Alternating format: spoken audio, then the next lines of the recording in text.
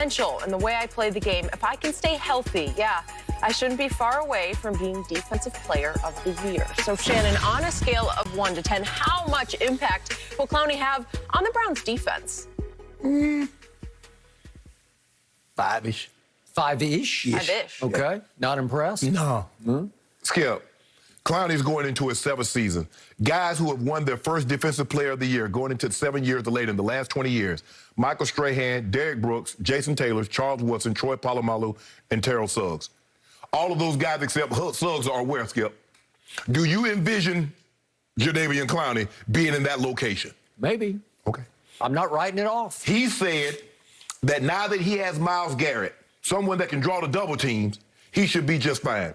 Okay, he played alongside J.J. Watt. J.J. Watt won his Defensive Player of the Year in when Clowney, because he won one before Clowney got there. In 2014, J.J. Watt had 20 and a half sacks, Defensive Player of the Year. Clowney got hurt after 2 games.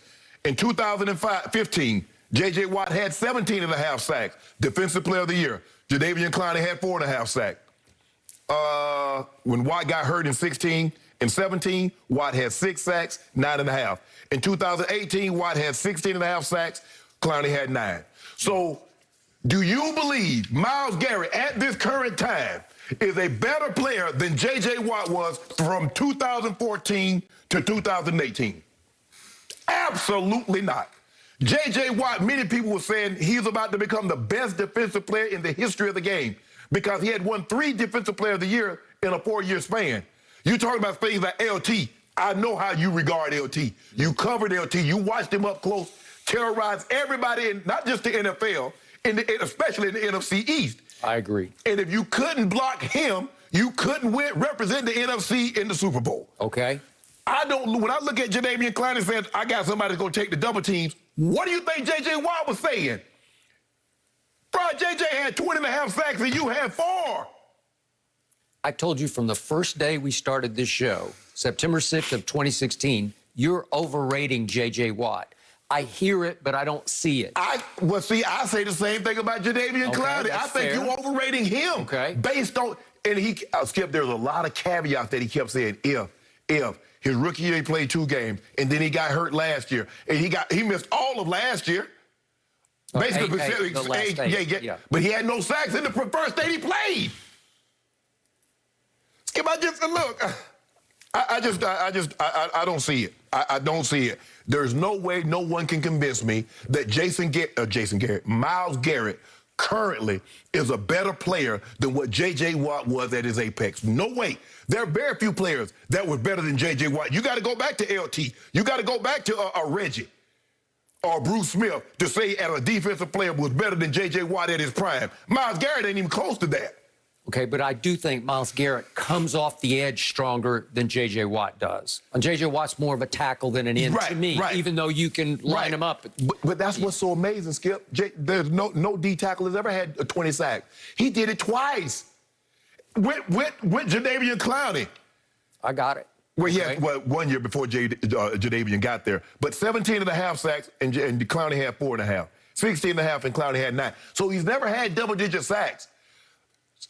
Only guy that won the Defensive Player of the Year without double-digit sacks, Ray Lewis did it twice, Luke Kuechly, and Derrick Brooks. But they play linebacker.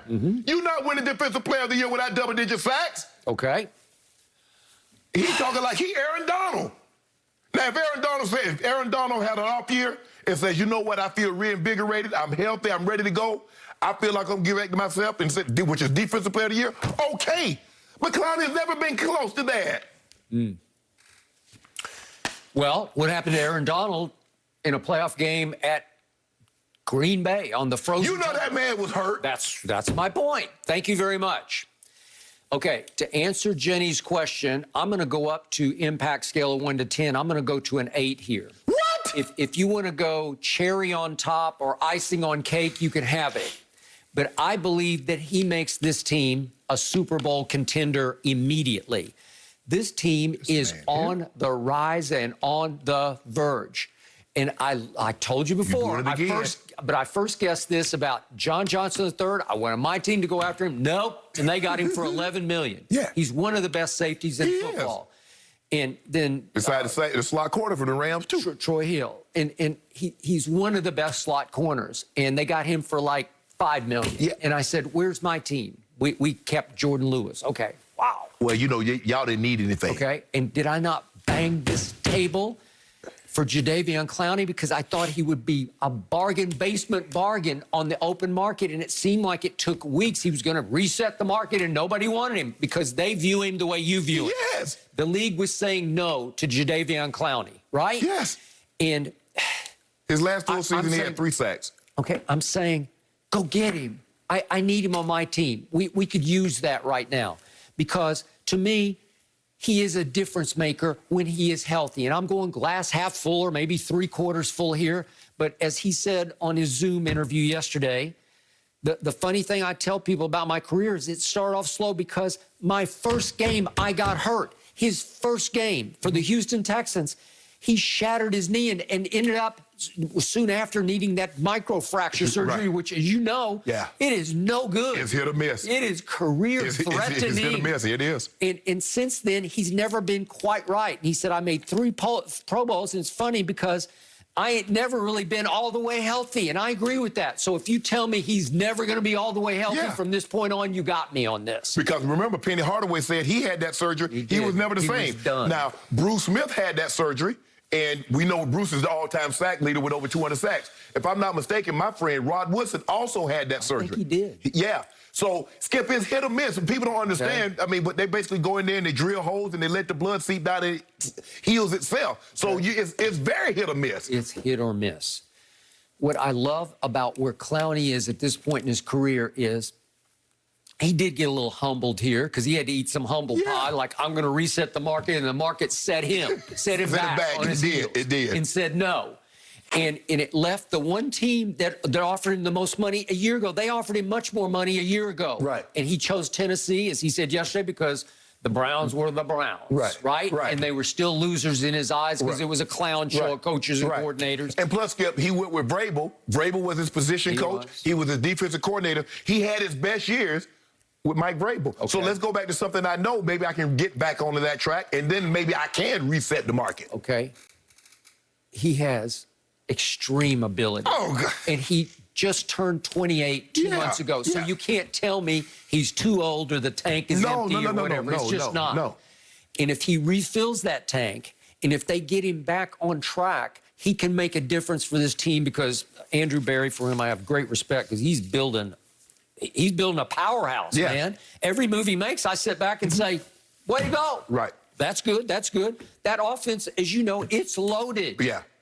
I mean, I thought Baker came of age. You're not sure about that. Start with that offensive line. Okay, Man, the you got offensive best with line the is football. number 1.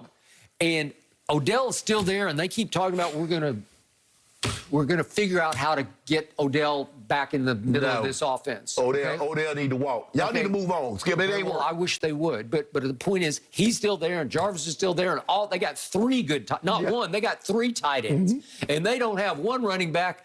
They got 2 really good ones who do very different things, but they can hurt you in so many ways. Yes. That's an offense. And this defense, when you added the safety and the slot corner, and they still got Grant Delpit, and they still got Greedy Williams and Denzel. Denzel Ward. But they got a nice team. And they had Tack McKinley to rush the passer, also be in the rotation. And Malik Jackson, I know he's kind of on the back end of his career, but to put him in the middle of that line, I think it's a really good football team. On paper right now, that's the best team in that division. I told you I need to see what the Ravens do in the draft because they have been relentlessly successful on draft day and night. The Ravens are the Ravens. Okay, well, that's why they are. And Ozzie still has a big hand in the Ravens. He does. And he has as great an eye for talent as anybody I have ever seen in this league. He is extraordinary at how he's been able to draft. Right. See Lamar Jackson. I mean, who saw that coming? Yeah. I didn't. I mean, he drafted 3 players that's top 100 of all time. Jonathan Ogden, Ed Reed, Ray Lewis. He got Suggs, the Defensive Player of the Year, that's going to be a Hall of Famer. Yep. You've mentioned Lamar Jackson. Okay, so I want to see, because this draft is deep in receivers. There are a bunch of good ones outside the top 10-ish or and, so. and Devontae Smith. Yeah, But I mean, you can keep going after Kyle Pitts. You can just keep going, and they're just everywhere. They're all over the place. So I want to see what the Ravens do. Do they go up for a receiver? Do they let a receiver fall? I just need to see the smoke clear and see what the well, they're Ravens definitely going to have to go up, Skip. There's not going to be that quality. Not with Skip. They're down in the 20s. It's hard to get now. Look, we've seen teams get great receivers. Randy Moss, Justin Jefferson. We've seen teams get, but it's hard when you start getting into the 20s. I don't know. DK Metcalf. I don't know if you're going to be able to get. Okay, why did DK Metcalf fall? Because he dropped some balls. He dropped some balls, yeah. And maybe he looked a little stiff to people, like he's just too ripped, you know, like he's carrying too much muscle. Yeah. But can he play?